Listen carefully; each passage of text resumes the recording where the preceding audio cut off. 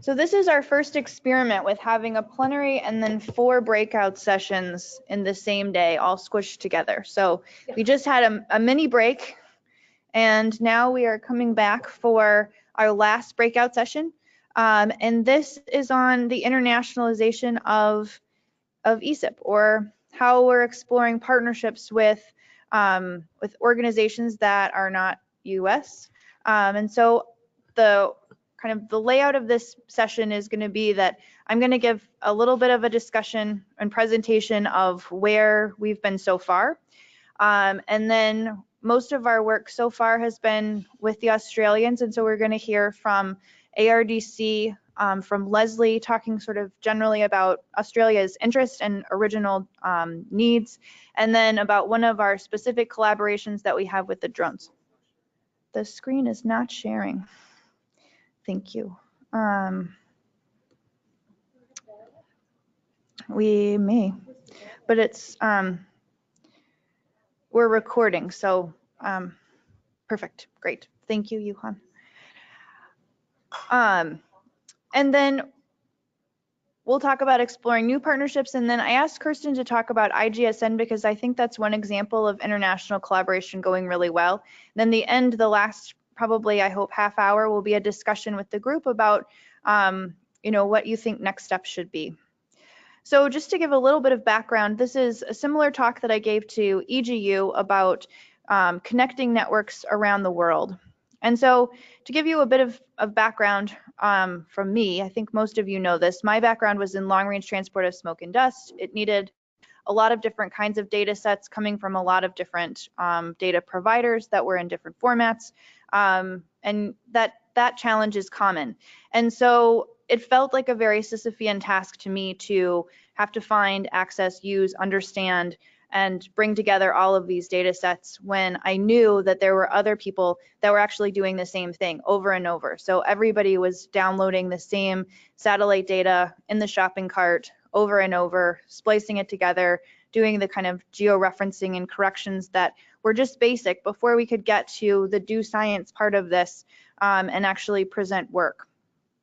And that's where ESIP comes in. And so from the FAIR Guiding Principles paper, there's a quote that there's an urgent need to improve the infrastructure supporting the reuse of scholarly data. And I've been modifying this to say that there's an urgent need not to improve the infrastructure, but to improve the global collaborative infrastructure. I think it's this connective fabric that we create here, that organizations coming together and discussing their challenges. This last session that was in this room on failures builds that fabric of supporting the use and reuse of scholarly data. And that's where ESIP comes in. So ESIP for the last 20 years has been wanting, and the vision has been to be leaders in promoting the collection, stewardship, use, and reuse of earth science data, information, and knowledge that's responsive to societal needs. We heard that today in the plenary and in many places. But the mission of ESIP, and I bring this up because the mission actually includes networking to support the networking and data dissemination needs of our members and the global earth science data community. So we've, for a long time, have had this mission of supporting the global earth science data community. So this just gives you a sense of our members. So we have an approach of, or our first, I guess, sort of step in internationalization has been just having international members join ESIP. And so CSIRO, OSCOPE, IMOS, and many others have joined in the last couple of years as we've been exploring these partnerships. This is not an updated slide. We have Turn was a new member just this meeting. And we've taken 3 approaches to this kind of collaboration: in-person workshops, the clusters that we've described in other places, and the ESIP lab. And so these are approaches that anybody can take and lift and use in other places. And that's something that we're really supportive of. So ESIP ideas, if you like the way that something is run at ESIP, it's yours to take.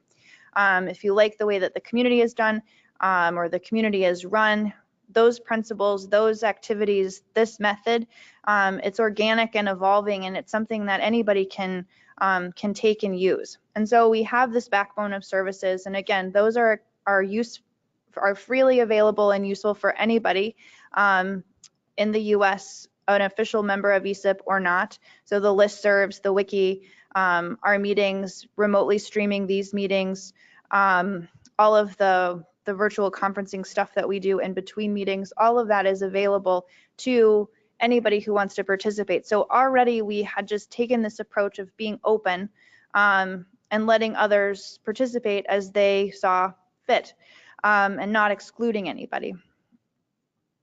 And we've been really fortunate to have core funding through NASA, NOAA, and USGS that supported our activities in the US. And so we weren't actively recruiting international members, but we were open and searchable to anybody who was working within this community. And this, we talk about being a neutral convener. So this is really where we've seen this slide now several times today, that ESIP connects us at the collaborative infrastructure and the organizational and human layer. And so as we talk about these different international partnerships, this is at the level that we're talking about. So still people coming together, learning from each other, and then going back to their home institutions and actually implementing the same things. And what we're seeing, as we've been doing this work, is that the challenges are, that we discovered are similar in the US are also similar internationally. So it's coming together around places where there are those similarities. And I think also being aware that in each individual's country and each region, there are their own politics as well, and so not everything is going to be common.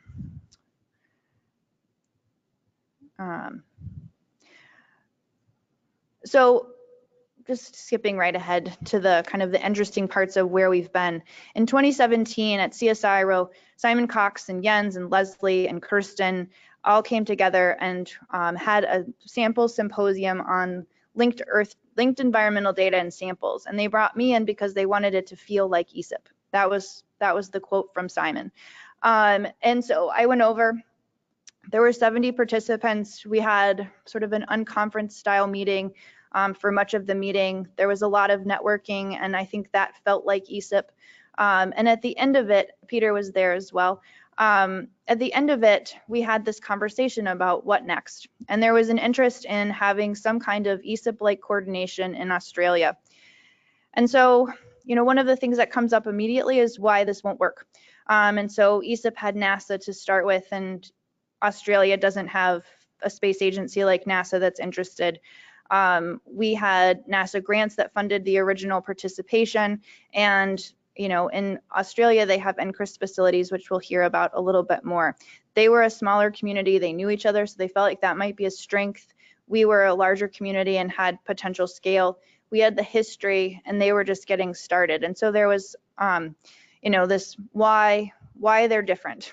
And I think maybe that's a natural response to thinking about how you reuse something and, thinking about the ways that this might be different.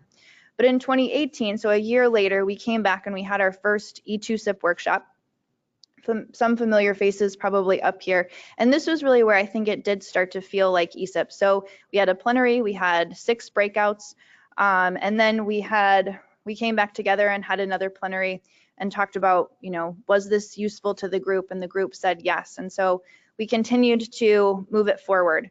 In addition, like I mentioned, ESIP ideas are up for grabs and for the taking. And so this is Roger Proctor from IMOS, who's talking about all of the ESIP type workshops that he had held all over Australia, or a workshop that he'd had all in Australia, just observing. He had never come to an ESIP meeting in person, but it was just what he had been able to observe from the remote participation that he had had. So I thought that was a cool thing to see. So this was, participants wanted this, they wanted tangible outcomes, they felt like they learned from each other, and they felt like it was important to keep up with the global community.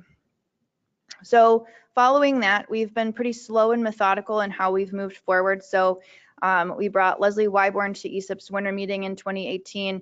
We had kind of a summer exchange program last summer, bringing Ming Feng and Natasha to ESIP. And then we formalized our sort of international interest by nominating Leslie Wyborn to be on the ESIP board, and the assembly voted for Leslie to be a representative on our board. So she's our first international board representative. So we've started a cluster for E2SIP. And just sort of jumping ahead to the next steps, we had a 2019 E2SIP workshop with the same format. We have an E2SIP cluster, so ESIP is incubating a cluster that has this kind of international coordination role, and then ARDC and ESIP worked on an MOU, and ARDC, which we'll hear from shortly, is providing some of the backbone coordinating services like we do in the US. So I think what we're not doing is we're not starting an international nonprofit, but what we are trying to do is really link where it makes sense. So with that, I want to turn it over to Leslie to talk about Australia's interest.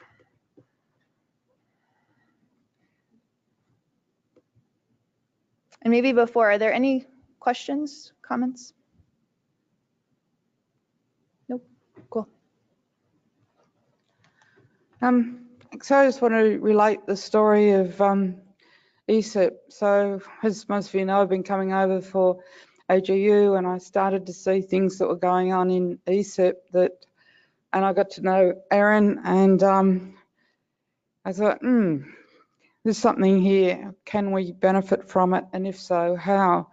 Simon Cox also, and I think Jens, you came to a meeting as well, and we all said these ESIP meetings are fantastic, but how do we participate?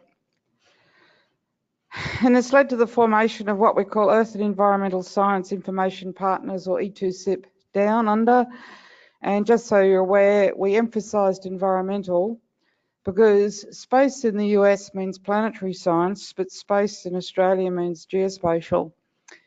And so we wanted to emphasise that we were more about Earth and environmental sciences. And it was pretty clear that you have clusters that are actually on topic with what some of our groups are doing in Australia. And we will be blunt, the quality cluster that's here is 2 years ahead of equivalent work in Australia. And my thing is, as you can see by the number of grey hairs I've got, I don't have the gift of time.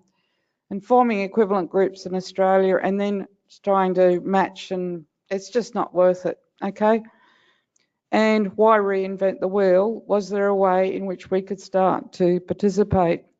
It reminds me very much of the GSIML project that I was participating in the, I think it was the late 90s and early 2000s, where internationally we were trying to develop an XML schema for geological concepts.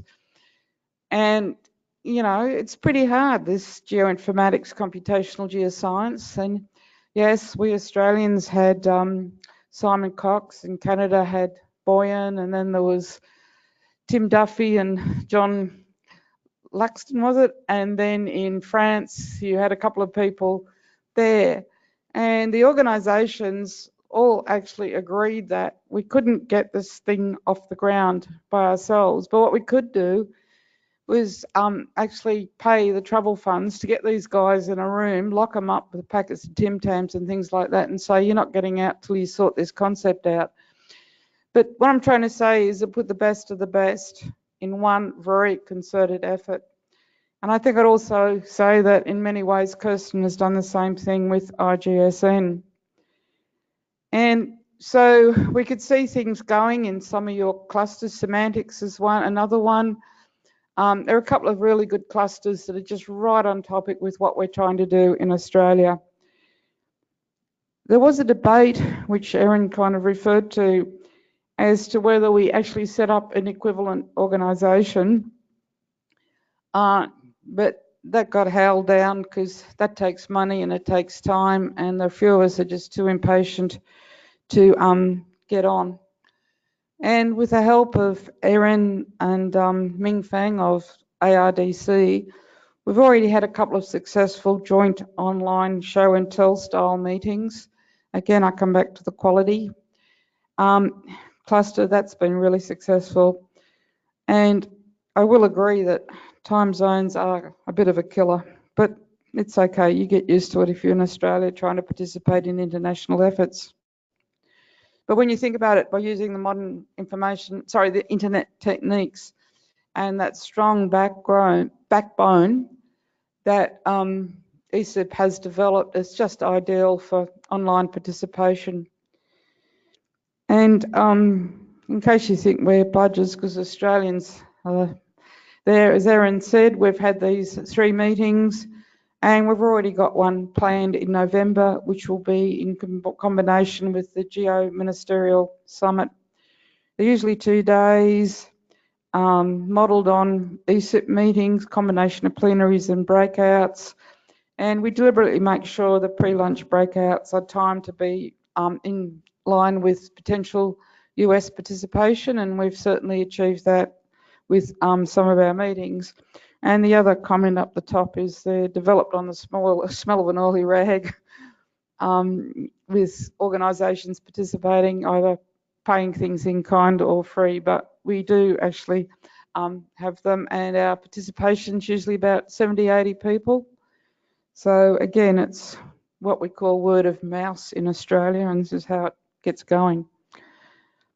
As Erin said, we have, is that right, Erin? IMOS, Auscope, CSR, NCI and TURN have now joined. Geoscience Australia has just applied, and we have an MOU with ARDC. So this has just happened organically, and I guess we're in ESIP by stealth. You're going to build a wall to try and keep us out. That's just the story of what's happened. Thank you.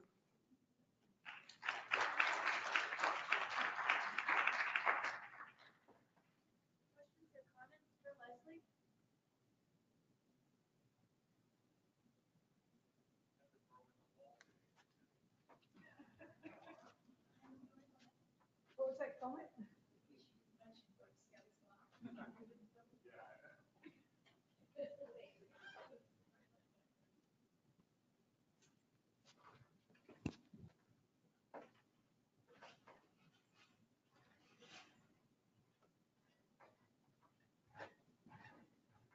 Thanks, Leslie. So next up, we have Adrian Burton from ARDC, and we will switch to your slides. Take it away, Adrian. Good morning, everyone. Yes, it's tomorrow morning in Australia, actually, or feels like yesterday afternoon or something. I don't know what it is. Yeah, that's right. Just a little bit of background so that you know how we sort of, our jigsaw puzzle fits into, how our piece fits into this jigsaw puzzle. We're part of something which is called, in Australia, NCRIS, the National Collaborative Research Infrastructure Strategy. So it's like a federal government program for developing research infrastructure. When you're talking about research and data, then there's always these bridges as well to the equivalent government administrative unit. So we have something you saw there, a thing called marine observation. So that's a research sector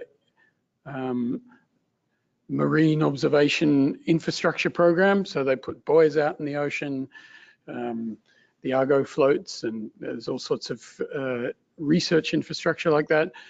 But it's the formal way in which the research sector sort of interfaces with government as well, because the Navy and fisheries are all sort of part of the collaboration which runs that. So it's a funny kind of Australian arrangement that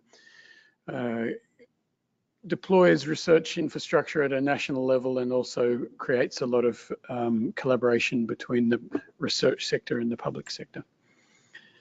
But it's around the first question is, what kind of infrastructure should we build? So that's the sort of motto of the, oh, that's not the motto of the program. Did I just plug? There we are. Whoa, nice work. Yeah, that's right. I'll do it again. No. All right, so yes, that's the motto of the program. It's to build nationally significant assets, facilities and services to support leading edge research. And there's about 30 programs in that, programs in this mega program. The ARDC is one of them, and we're probably there building nationally significant assets, so nationally significant data assets, as well as building a national approach to data in Australia. I'm not sure whether you can actually read the thing I really wanted to show you here. We're kind of active in 5 different areas, and that's the really small print right there. So the kind of areas we're active in is the first one on the bottom left here is data and services. I'll come back. We also do storage and compute, as well as software and platforms, and people and policy. There's a lot of stuff there. So we're actually, when we say storage and compute, we run storage operations and fund storage operations at a number of nodes around Australia where significant data sets are stored. We run compute, so we actually run a national cloud service where Australian researchers can just log in and spool up, cloud computers. Data and services, so software and platforms, we run, it's very similar to the United States program, Science Gateways. So we are funding through partnership people to build virtual laboratories that obviously connect up with the data that's in storage, etc. So there's a lot of, again, remember the sort of first thing about our program is it's building research infrastructure. So we do it across, so this is non-domain specific, our program, but each one of these, so a virtual laboratory that sits in the platforms area there. There's a linguistics virtual laboratory, and there's a marine science virtual laboratory. There's a earth science virtual laboratory there. So we're funding a program across all these the domain verticals. People and policy, we do training as well as coordinate the sort of data stewardship, data scientist, data software developer, career development. We also, we don't do that, but we coordinate the conversation with research organizations and other people who are doing that training. We also do a lot of outreach about our own activities. So if you're building a virtual laboratory or you're a data steward, if you're building a national collection, then we actually have training, outreach and training that we run ourselves in all of those areas.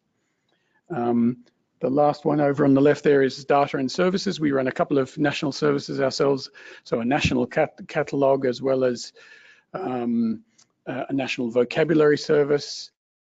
We run identifiers for Australia, so minting DOIs. We run a central sort of hosted service for every institution in Australia.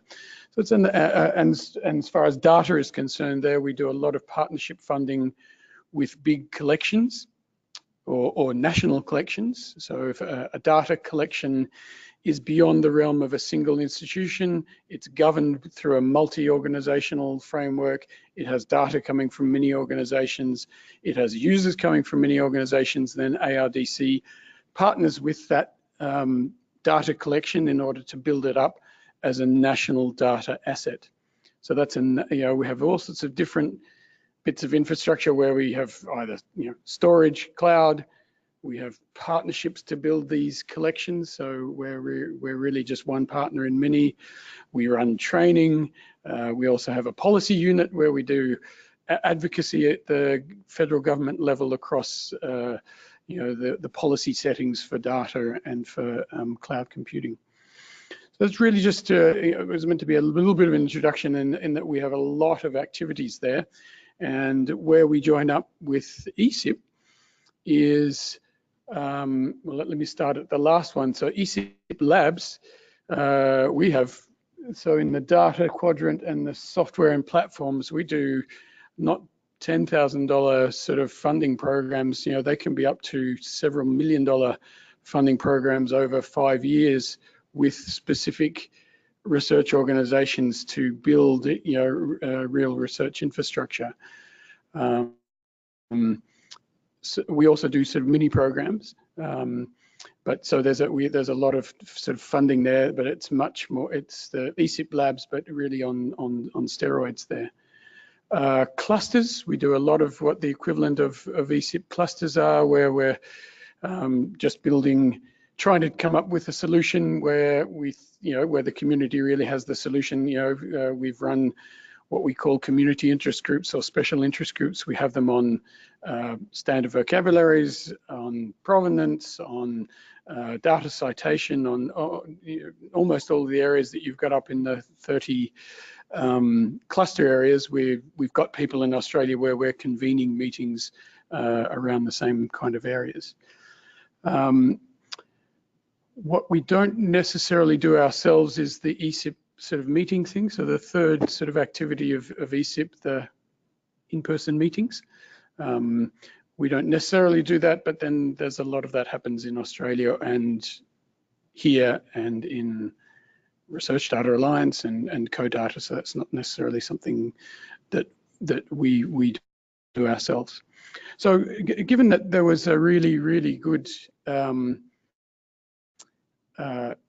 sort of intersection with our interests and with ESIP, so we've reached out with this MOU. We're not doing it selfishly, but we're not doing it selflessly either. There is a real mutual benefit there. If you think about Australia, it's a very big country, but with only a very few people there. So it's 20 million people. I think we're about 2% of the research activity in the world happens in Australia, and 98% happens outside of Australia. I'm not quite sure what percentage happens in the US, but it's probably a good lion's share of that. So it's really in our interest to connect up with your solutions, with the solutions that are happening in the different clusters here, the different projects that come out of the ESIP labs. It's actually in our interest to join up that conversation. And as Leslie said, some really nice examples. I think the data quality one is the first one where we were going to start up an interest group, as we call it, in Australia, and we said, okay, let's not. Let's start with the ESIP quality cluster there and see what we need to add in extra. So we might do a couple of meetings a year that are sort of Australia friendly. We might work on a few things which we can share stuff on, but we will start with that ESIP sort of cluster as the starting point. I see Doug is here as well. We are doing some work. So, for example, one of the services that we run under data and services is a national catalog. So we've been interested in data discovery for a very long time. We've been working with schema.org and all sorts of stuff for probably 6-7 years now. As soon as schema.org came out, everything in our catalog was done like that. Now, there's been some great work done here in the ESIP clusters around new methods of science aggregations based on schema.org and new things of discovery.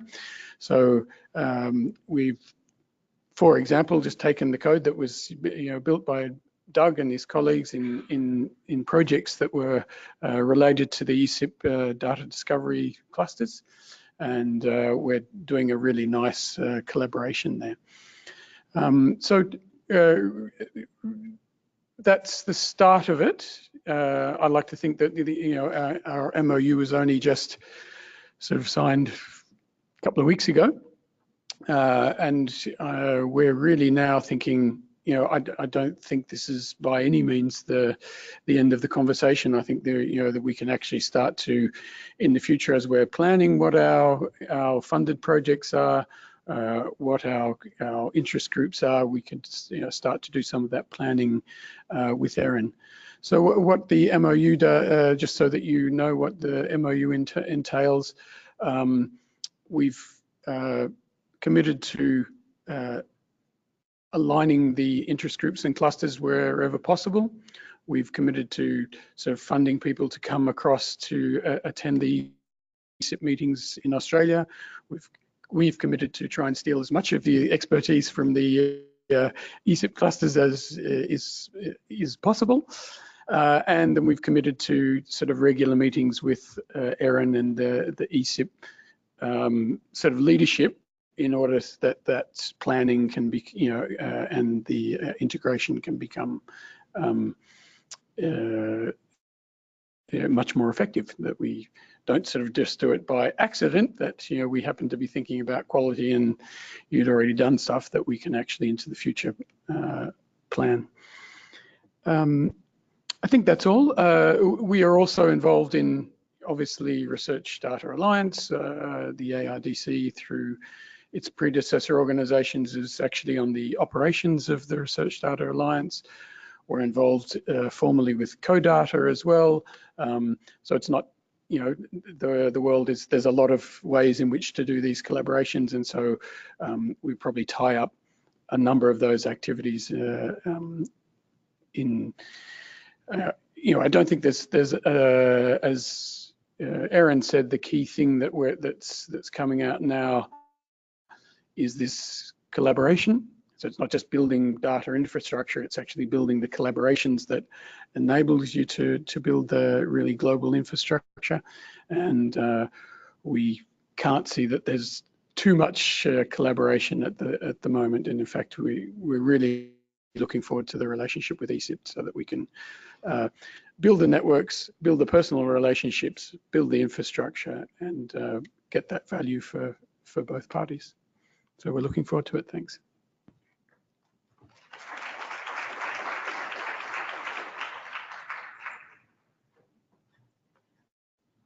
I'd just like to clarify something that Adrian said.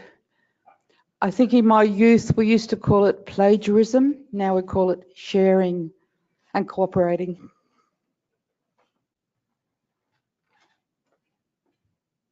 So the last of our sort of Australian part of this this session is Jens Klump. And Jens, I know that you don't have slides, but in my deck, we had I saw the drone slide.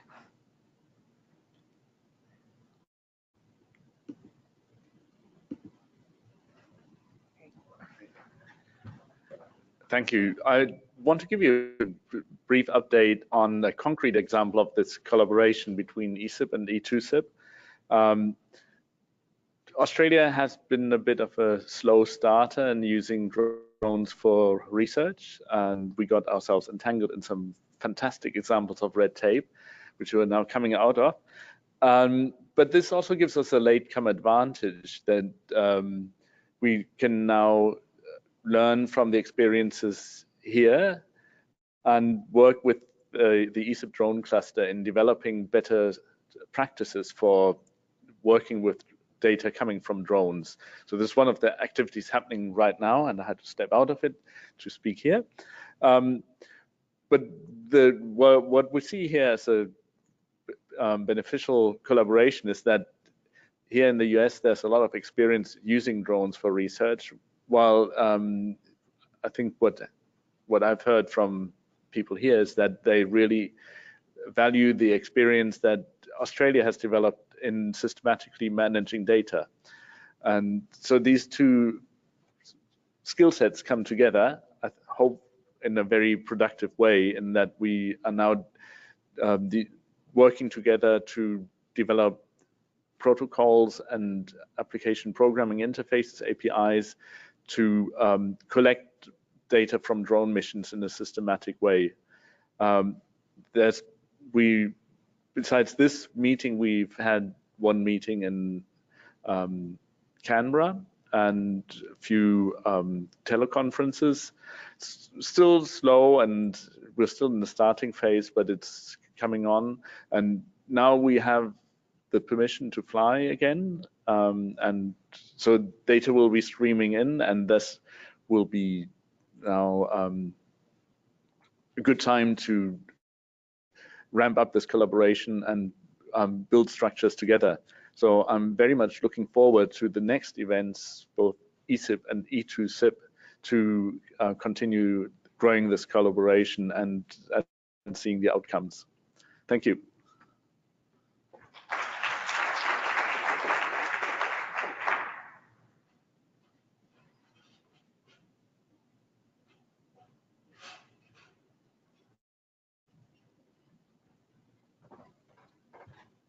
So one of the exciting things I think about Jens's collaboration for me as an sort of observer of how this has been going for us is it was Jane and Jens didn't know each other before we had this E2SIP collaboration.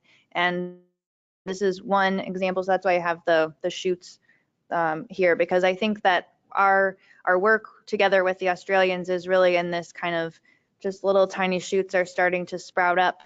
And it's really, I think it's cool to watch the community start to take ownership of this and move forward with those shared calls and these kind of collaborations. And so that's what I have for the Australian side of things. I wonder, we have a couple of other people, Doug, comments, anybody comments, questions on, or Alistair, folks that have been involved in this that want to add anything else to this initial work between ESIP in the US and the Australians? We have a mic and we can run it around.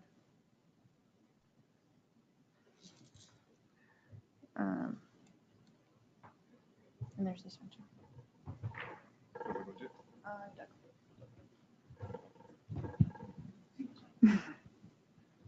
Hello. Okay. Well, that's really being put on the spot. No, actually, it's been incredibly rewarding. I mean, ESIP itself is an incredibly rewarding thing to go to. And then when you expand it at a global scale, you're introduced to a set of factors, a set of constraints or otherwise that these people are sharing with you that I really think gave me different perspectives on the work that we're doing, both in terms of data management, both in terms of what are the ways infrastructure could be discussed with the funding agencies in the United States based upon these experiences. So just for me, it's been incredibly rewarding in these experiences, and I've benefited greatly from it. So I'm really looking forward to the tighter connection between ESIP and Australia, and the potential for that to go in other directions as well. I think it will be something that benefits all the members of both organizations greatly. Cool. Alistair, anything? No?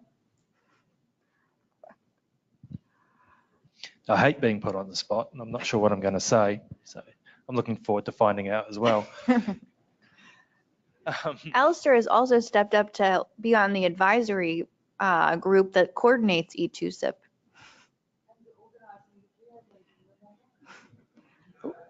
I did. I keep saying no to the second, and I didn't know about the first. So, is there anything else I need to know? That's it. Am I paid to do it? So it's been, like you mentioned earlier, the global informatics and geoinformatics community is very small. So I imagine in New Zealand, it's very, very small. So it's been quite exciting to have E2SIP set up down under, that it actually gives us something local where we can start to have the community experience. And I don't know, Doug, I think you put it beautifully. The ability to come into this group and work and share knowledge in that is fantastic. Probably the thing I like most about it at the moment is in New Zealand, well, my company, we're actively involved in the OGC on various standardization projects, and we leverage interoperability experiments as ways of building standards by doing, which I think is really the only way to do that. Where ESIP has been particularly useful of late is actually it's brought an additional community into it, one that's very capable, has what's the word I'm looking for? I'm having some of Adrian's temporal confusion at the moment with jet lag too, but has links into the OGC, but also has a whole bunch of other agencies and perspectives that we just don't get sitting through. We don't get in the OGC, but this is about doing. So it was beforehand, we've got people that have real problems and stuff that needs to be done, and I've found just the last 2 days already quite productive and really helpful for our work. So we have an application that is in the process of being written and being submitted. I'm looking forward to at least Ngāti Whenua being a member, and I hope we can encourage more New Zealand agencies. Nice. Yeah, I was hoping that you would link to OGC, so that was perfect Great. Thanks. Nancy? Yeah, I don't know if you mentioned this earlier. I came in a little bit later, but we've definitely been working with ARDC, and Natasha Simons is on the advisory board for the Data Management Training Clearinghouse. And there's so much work that Australians have been doing in this area that we're learning a lot from what they're doing and working together on strategies for moving that whole area forward, through ESIP, but also outside of ESIP. So they were really involved in helping with a couple of crowdsourcing events which was a blast to, find resources. That was also associated with the Enabling-FAIR project, which is we were working with organizations over there as well. But there's a real synergy there between the folks, that organizations in Europe as well, but especially Australia most recently, on moving forward in capacity building for data skills for data professionals. So really looking forward to continue to work in that area. Nice. Yeah, that's a great input. Any questions or concerns, or Sky? So not a concern, but one of the really cool things to come out of Australia in the recent past that we've been taking advantage of, at least, is the Teria JS Mapper framework. Our community for data integration within USGS had a project a couple years ago that Rich Signal and a number of others were involved in to kind of help figure out how to leverage that technology platform for what we're doing. We just recently contributed some code back to it from another project in terms of abilities to, work within that framework. And it's kind of a cool story of something that developed out of the Australian National Map and spun up as a separate entity that developed and is running an open source project now that has become sustainable, is getting traction across the world in terms of a tool set in some way. And I wonder if, in this collaboration between the groups, if that's one of the things that we might explore in common. If we undergo something to borrow somebody's software and pick it up and apply it in some other way, could we actually incubate a open source project out of that? All the way to the level of, actively maintaining it and putting energy into developing the community, maybe through an alliance with the Apache Foundation or somebody to kind of help provide the framework for it, and really, create some sustainable tools out of this alliance.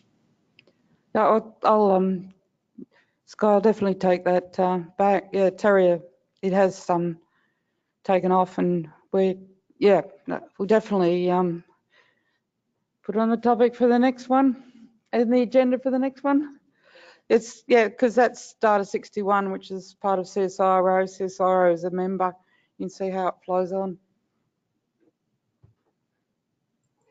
So I also wonder if any of you have Australian collaborators. I think one of the things we haven't explored are what are the connections that our members have. And so I wonder, do you have projects that you're working with the Australians on? Yeah.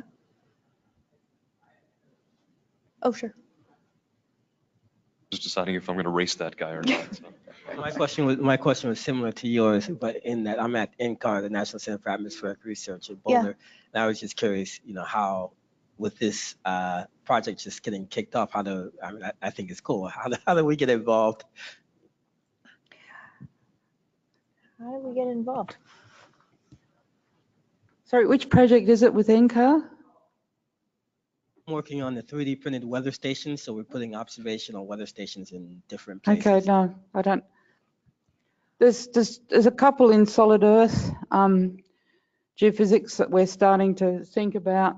One is on standards for MT data. The other one is someone here from UNAVCO, what's called Geodesy ML project.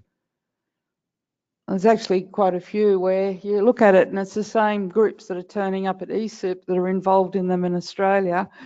And when Helen gets up to talk, you'll see that the connections go through there. And so again, it's just starting to become an organic thing where we're all starting to migrate towards ESIP as the meeting place. So maybe how do we get involved? I mean, right now it's sort of business as usual that I think Australians are exploring our clusters, but Adrian, I think maybe knowing the different kinds of interest groups that you guys have going that are active might also be a nice complement. And so, would you encourage or allow participation in those interest groups? Have this kind of two-way back and forth is a first start. I think that's a great question, and one that I really haven't thought about. You know, how do we broaden this engagement and let others? People have just been jumping in. So I think, are there any other questions, comments?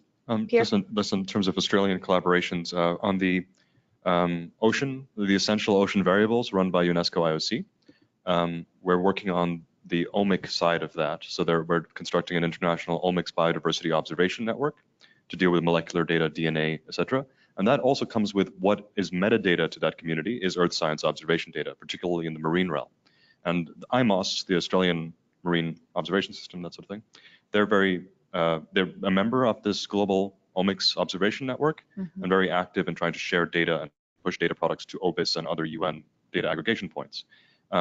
It's natural that then with that coming in from this alignment of biology and earth systems, when you do planetary scale biosphere observations, it's coming together there. And I think that's another place that ESIP can start conversations with other communities who have been standardizing molecular data. So that's an option. Nice. Okay, great. So I think with that, we'll move to some of the initial collaboration that we have going on with the Europeans. And I'd like to invite Helen Glaves to come up and speak.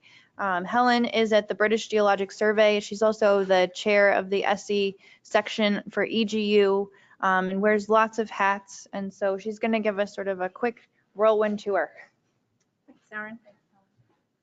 So firstly, I think it's about 1:20 in the UK. So this is probably not the best headspace or the best time slot for me to be talking to you this afternoon, but hopefully I can make a reasonable job of this.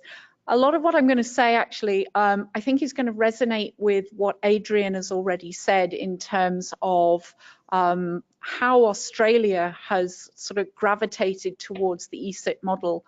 But I'm going to start off just by giving a little bit of a flavour of some of the things that are happening in Europe and the reason why we're now exploring whether this is the right time to start thinking about spinning up something within the ESIP framework for the Europeans. And there's certainly been a lot of interest expressed in various spaces in Europe now about whether we should be thinking about the ESIP model to bring a few things together. And certainly some of the things I've already heard today in some of the sessions earlier on certainly illustrate the fact that a lot of what is being discussed in ESIP is also being discussed in other places in Europe.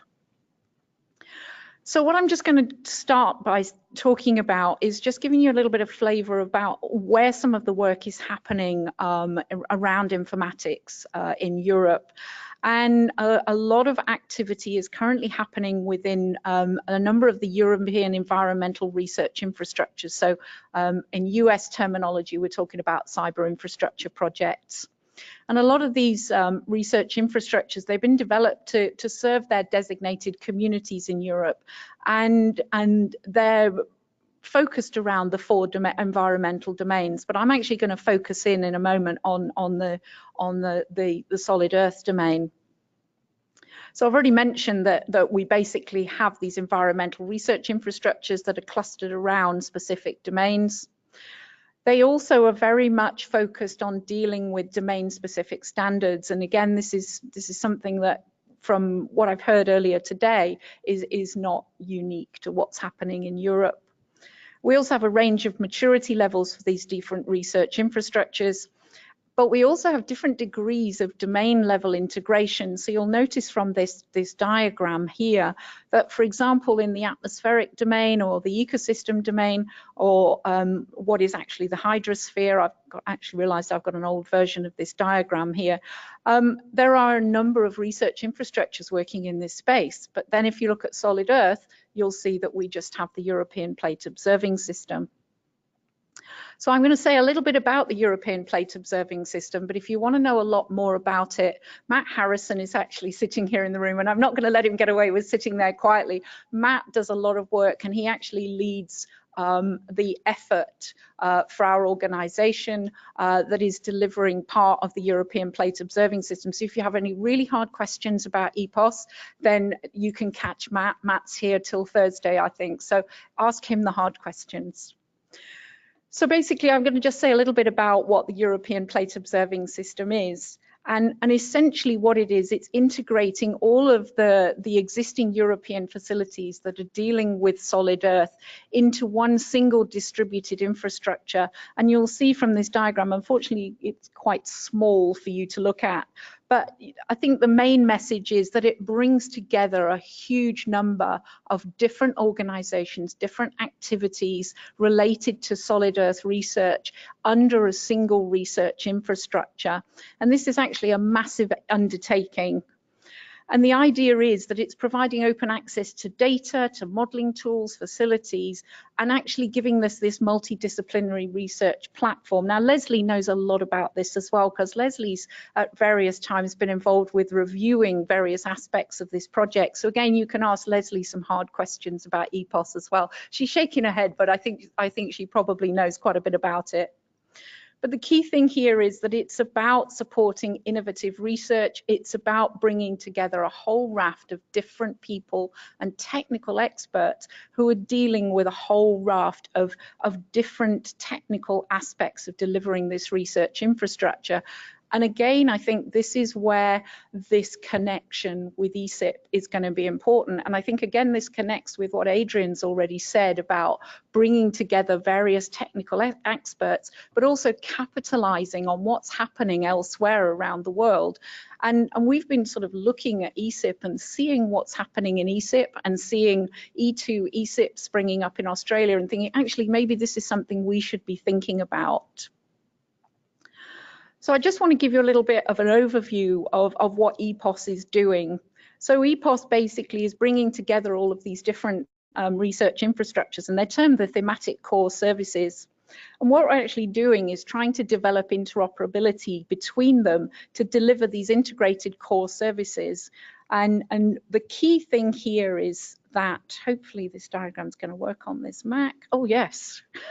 Yes. I was a bit worried about this diagram because when we tested it earlier on a Mac, it just went everywhere. And I was like, oh, well, okay, that doesn't work too well. And the idea is here, basically, we've integrated these various core services and we're bringing together multiple communities, different data sources. We're dealing with a variety of metadata standards, and we're actually trying to move towards some degree of harmonization. So this is where the tough stuff happens. So I just want to give you one example of one thematic core service. So this is the seismology element. And this basically is built on a number of services. So we have Orpheus, we have EMSC, we have the European Facilities for Earthquake Hazard and Risk. And the idea is that we're bringing together all of these different communities and actually integrating a large number of seismological infrastructures and different stations. So we're actually dealing with 70 different infrastructures and 4,000 seismic stations. So this is quite a significant undertaking just for one element of EPOS. So if I just show you a little bit of a breakdown of the architecture here using a slightly different style of diagram, what I want to just touch on a little bit is the fact that we're trying to also deliver these services to a whole range of stakeholders. So we're trying to deliver the services to the scientists. We're also trying to deliver to the different national government agencies. We're also trying to interact with the private sector, but we're also trying to actually serve society and address some of the grand challenges. But EPOS is only part of the picture. And so what I wanted to do was kind of move on to talk a little bit about how we're trying to integrate all the different environmental research infrastructures in Europe. And this is where I want to kind of move towards why we think ESIP is an obvious evolution for a number of the different activities. So EPOS is part of a cluster of the different environmental research infrastructures in Europe. Now, this cluster has been around for around 10 years now and has evolved through 3 different stages. It started off as ENVRI, which was very much about community building and bringing together the different environmental research infrastructures. We then moved on to another phase, which was ENVRI+, and this was very much about evolving the cluster and actually moving towards some common developments, having shared solutions for the different research infrastructures, and trying to deliver a common service portfolio.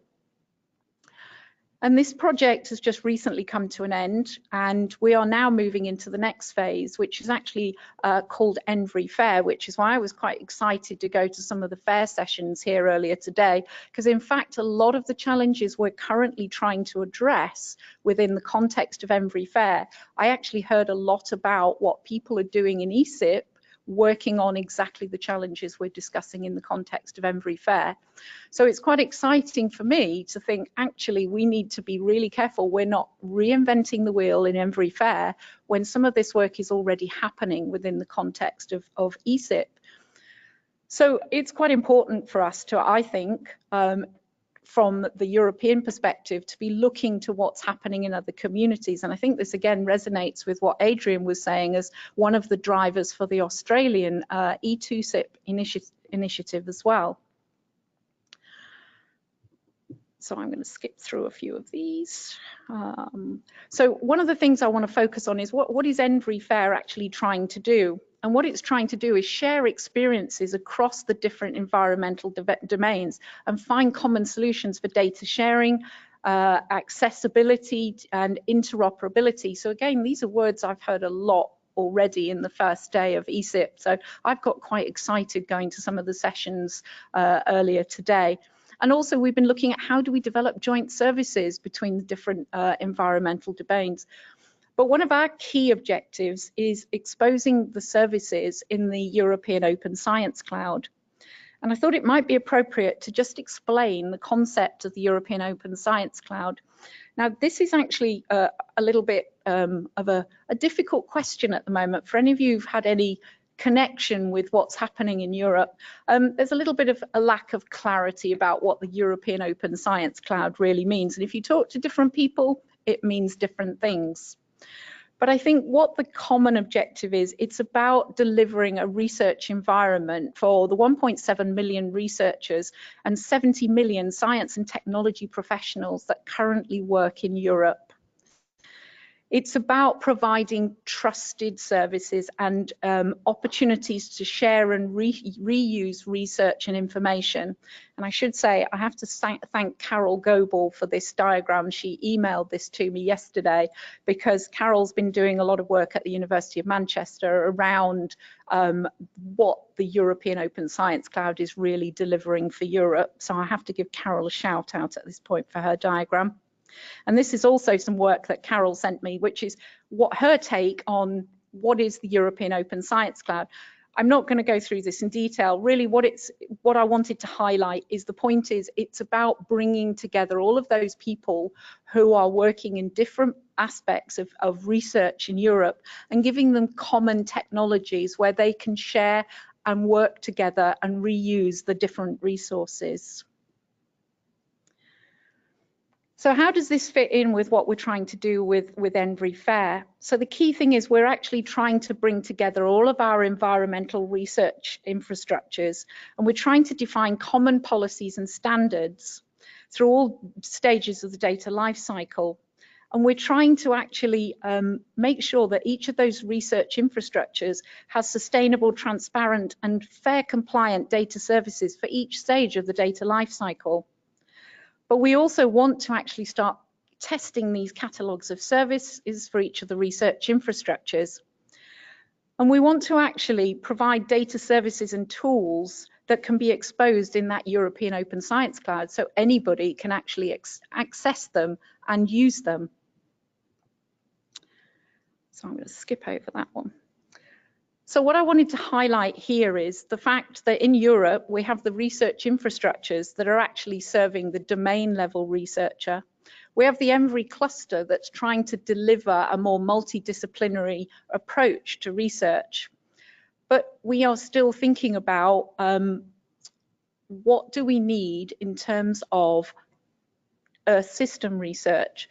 And those are the Earth system research. We're not talking about just European level. We're then talking about dealing with global aspects of research, which is why I have a question mark here. There are a whole number of initiatives, and I think, Adrian, again, you mentioned this. There are a whole number of initiatives, both nationally, regionally, and internationally, that are now trying to grapple with the multidisciplinary aspects of research, but also bringing together people who are trying to work together in these various spaces.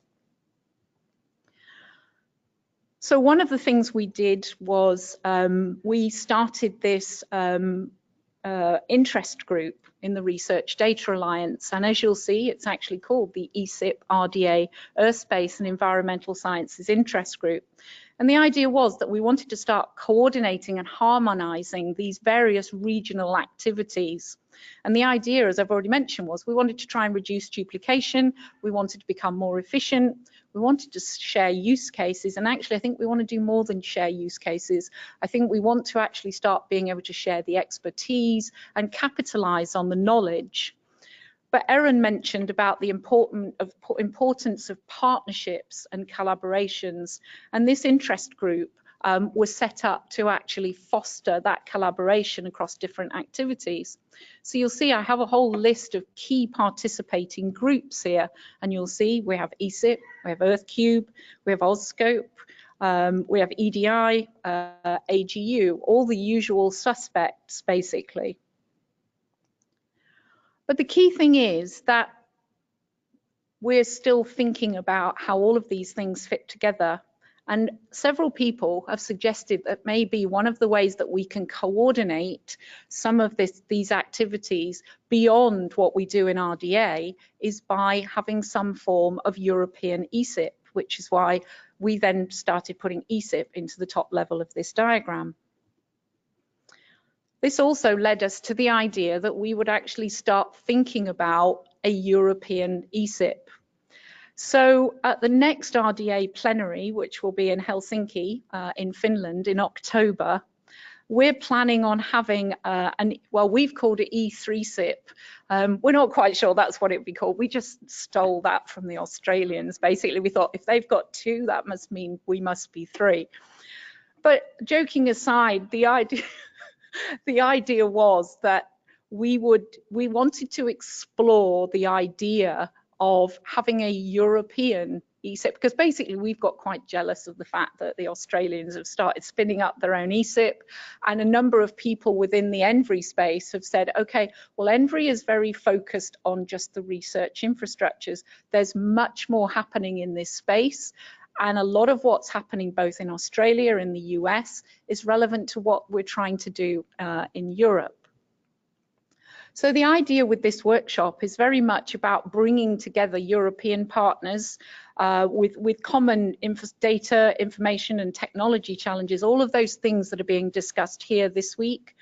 And we're looking at trying to map the European earth science informatics landscape and maybe start talking about what are potential solutions for some of these common challenges, and are there things already happening in the ESIP space, both here or in E2SIP in Australia, that we can start actually working together rather than doing our own thing.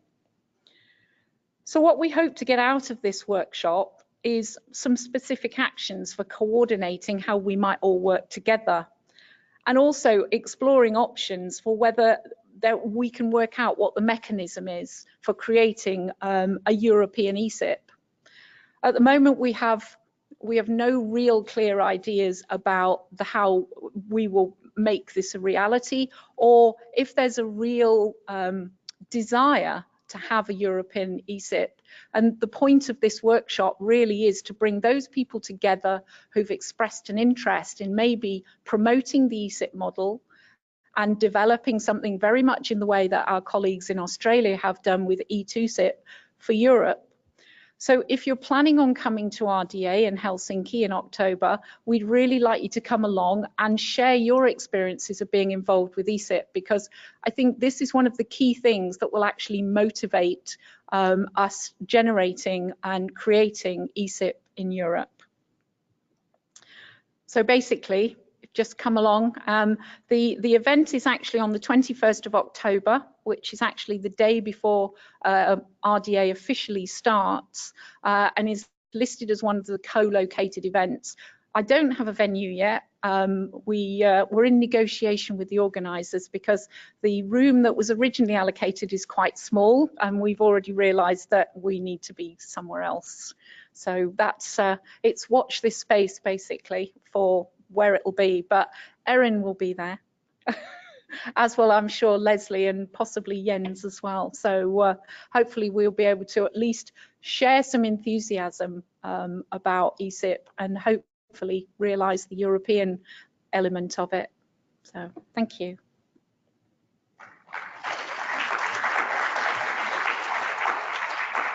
Oh, Leslie's going to ask me a hard question straight away. Go on, Leslie. She is. Well, I wasn't going to so much ask a question, but just clarify that one of the interesting things is that we're also the chairs of the RDA ESIP group, Earth Space Science group. And one of the things that differentiates it from what we're doing in these ESIPs is that the RDA group, we're starting to get clear signals from the people that participate, is that we want to know how earth science fits in with other domains. Yeah.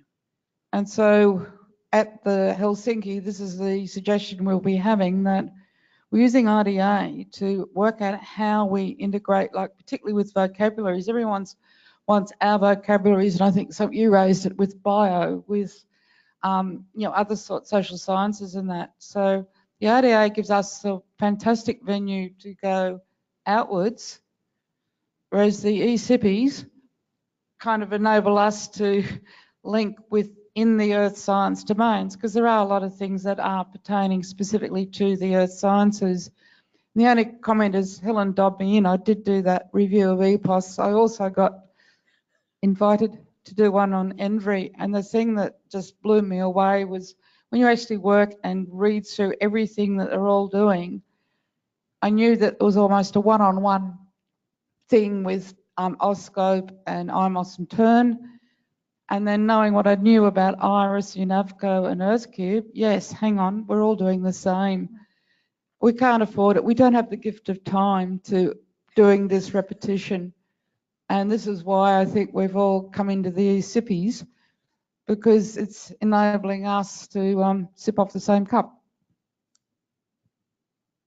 And I think one of the things we've been fortunate in is having Leslie, who sees these commonalities across multiple countries and multiple domains, and is the one that's sort of, I would say, herding the cats, and bringing us together and saying, you're talking the same language. I mean, one of the things that she's been saying to me for a while is that ENVRI-FAIR and the ENVRI activities that Helen just described were very similar to ESIP, and it was just this year that, we finally sat down and realized that, yes, there's a lot of commonality.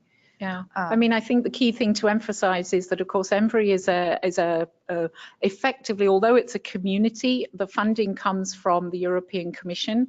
And so the participation is limited. And what we really want to do, and this is where ESIP is quite powerful, is we want to actually expand the community around ENVRI to other researchers who currently don't really have access to what we're doing in ENVRI, and I think that's the important thing. From the German perspective, I think that picks it up nicely, because we have large research institutes like AVI, the Max Planck's, etc., and they get quite a lot of funding. But then you have some of the universities that are not represented. And a forum like this is something that we need to have that conversation.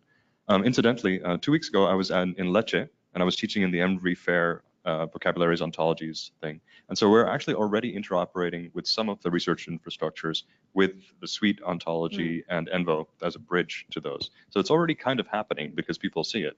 And we just have to make sure that that momentum persists. It's nice to see. I think the key thing is that we, you've made the point perfectly, that we need to make sure that people have the opportunity to actually be part of what's happening, because those things are quite limited in scope in terms of participation. So we want to kind of throw the doors open, and that's why ESIP is such a good vehicle for that. Yeah. So wrapping up this session, I asked Kirsten if she would talk just a little bit about IGSN, because one of the reasons that we have so many international participants at this meeting is because of Kirsten's project, the IGSN 2040 project, that was able to bring Adrian and Leslie and Helen and anybody else in the room, Jens, to ESIP. And I think that that's really I think a synergistic thing with ESIP, and something that we're excited to support. So, Kirsten. Yeah, I'm considering the time. I'm going to skip a lot of the slides that I had here, and just wanted to emphasize the relevance of being here with the IGSN at this forum, but in a more general sense, the need for international collaboration. And, I think that most people in the room probably know what the IGSN is. The IGSN is a persistent identifier for samples, so we're talking about a much more focused activity here than all the big networks that were presented before. It's a system that has been out there for quite a while, since 2012, operational in its current structure.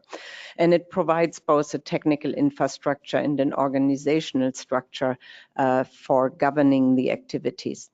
I'm going to skip that briefly. The issue really is that the IGSN is supporting FAIR samples, and we talk a lot about FAIR data and FAIR software in the meantime as well, but we are earth scientists, and we do collect samples out there in the field, from cores to water and soils and sediments and so on. And these samples play a huge role in the science, in reproducible science and so on, and the same way we make data available, findable and so on, and specifically reusable. We need to make sure that these samples can be found and can be accessed, can be reused. And that's where the IGSN has, gained increasing relevance in the community. So the project was actually started way back in 2004 with funding from the National Science Foundation here in the US, and it was initially a centralized system that issued unique sample identifiers. And this was, that slide that I've copied there was one of the first presentations I gave in 2004 about the system. And slightly later, AGU came and I gave a presentation and tried to emphasize the global scope is one of the challenges in this project, because we're building something locally, but we're claiming to build globally unique identifiers, and that didn't seem to quite match. So making sure that there is international participation was one of the big challenges. And at the time, there was no ESIP, there was no RDA that could have helped communicate what we were doing and build a community around this issue. So my approach was a lot of presentations at AGU, at EGU, and trying to involve international science programs. And that has basically led to the first group of people who participated, and specifically Jens, who jumped on the train early on and helped the technical evolution of the system quite a bit along. But what it led to was, in 2011, in a workshop that we held in San Diego with international participation, and many of those faces are still in the room here who participated in that meeting. And following that meeting, which was a great workshop, basically led to the founding of an international nonprofit organization that is registered in Germany, the IGSN EV, and that established the international governance and an ongoing international collaboration in this. Let me just move on quickly in this. We are by now what is it, 8 years after this founding event, close to 7 million samples that have been registered in the system and that IGSNs have been issued. But the important thing is that this structure has supported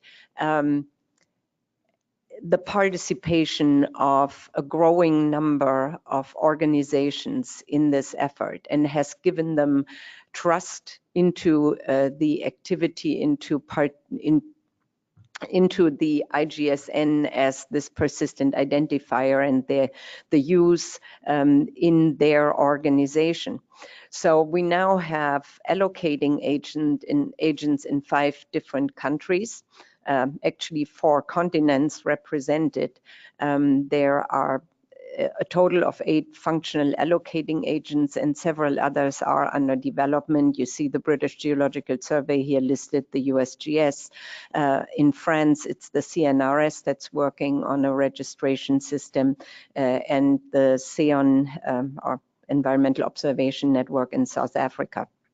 And there are new ones coming on, and you see, that specifically a challenge to the current operations for us is presented by the distributed systems of scientific collections, a huge project in Europe to build a network of museums and other sample repositories, and they're talking about 2 billion samples that will be accessible through that network and that will need unique identifiers for samples. So we're trying to figure all this out. Japan is interested, China is interested now, and a number of new organizations in the US.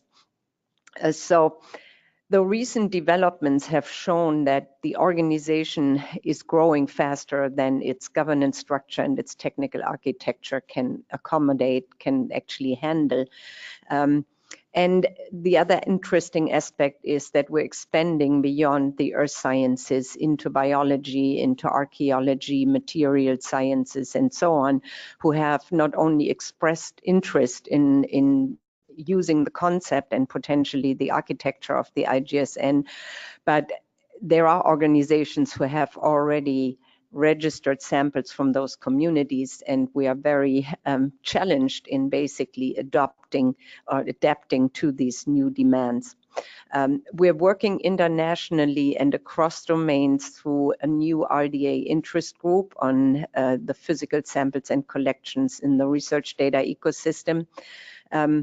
And through this interest group, we basically identified the need for undertaking a strategic planning effort that matures both the technical implementation of the architecture and the implementation of the IGSN, as well as its business model and long-term sustainability. And that's this IGSN 2040 project that was funded by the Sloan Foundation last year to develop a strategic plan and roadmap. And that's ongoing. And I think in what the connection coming back to ESIP here is that we are engaging ESIP to help facilitate the strategic planning activities. We are actually using this meeting as a forum to seek further input from the community, engage community in what we're doing. We had a workshop in May for the technical steering committee of this activity in Australia, and the workshop report is nearly done. We're gathering last feedback from steering committee members, and then it should be released. And we will have our organizational steering committee's scenario planning activity on Thursday, Friday here in Tacoma in conjunction with the ESIP. That will be a closed meeting, but because we wanted to get community input, we're going to have an open forum here at ESIP tomorrow afternoon. So I invite you to come and use that opportunity. And I'll see, that into the future, I think the aspects of organizational sustainability, of constant evolution and improvement of the technical architecture will benefit substantially by participating in ESIP, E2SIP, E3SIP, E4SIP, whatever, wherever we might be going. So with that, I'm going to end this, and hopefully there's some time for discussion. I think you have 10 minutes, Aaron.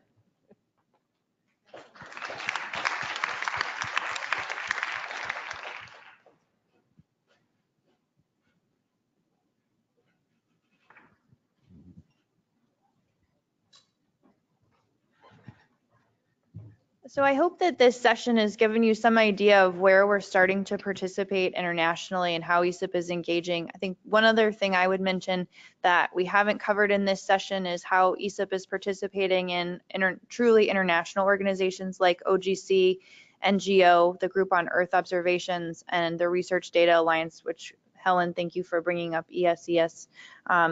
So within GEO, we're a participating organization. We will be at the plenary in Australia, as Leslie mentioned, and we'll be having some side meetings there. So that's a way to engage in our international activities if you're interested in that. And then with OGC, we have another MOU with OGC. So we have a kind of shared membership. If people within ESIP are interested in things going on within OGC, we have an understanding of being able to collaborate with them through that. And I'm also on their open architecture board, trying to make some connections there as well.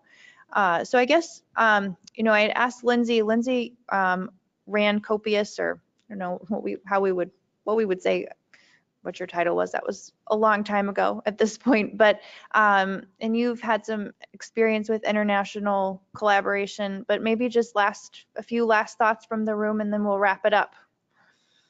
Lindsay, anything? Hard, but these kinds of venues certainly make it easier. Cool. So I think it's good. Are we fried? I think so. Okay, well, we don't have to push it. I think that we're just right about at 6 o'clock. So with that, I think let's wrap it up and we can have informal discussion as we head out into our evening. Thanks so much, everybody, for coming.